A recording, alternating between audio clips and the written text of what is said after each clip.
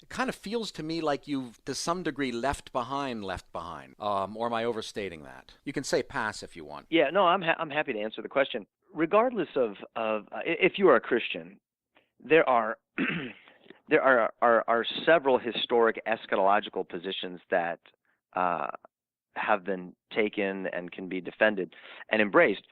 And regardless of your position with regard to the return of Christ, I don't see anything in the scriptures that should leave Christians discouraged, believing that defeat is inevitable.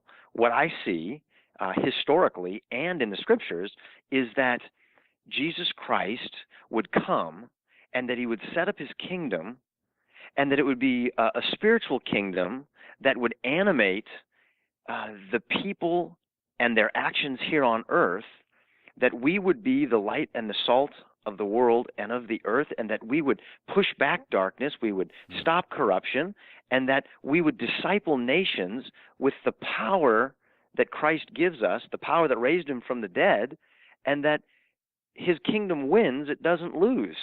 That greater is he who's in us than he who's in the world. That sounds like an optimistic, triumphant, victorious Right. mission. That's a first. You're talking about the first coming. He comes. See, when you say Jesus Christ comes and sets up his kingdom, a lot of people say, yes, probably next year, maybe 3 or 4 years from now. I don't know. Depends how long a generation is. And you're saying, no, first coming, he sets up a I'm kingdom. saying, yeah, He did that. yeah, that's right. He said that kingdom is among you and is within you. It's in your Yes. midst.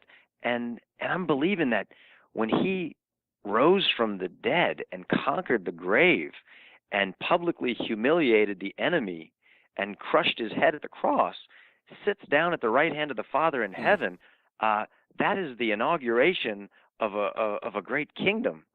And that kingdom has been coming and growing and expanding and winning for 2,000 years. And you can see that all over the world if you get up high enough and get a wide angle view of the world and what God's been doing, and you don't just look at what's happening on the CNN news feed.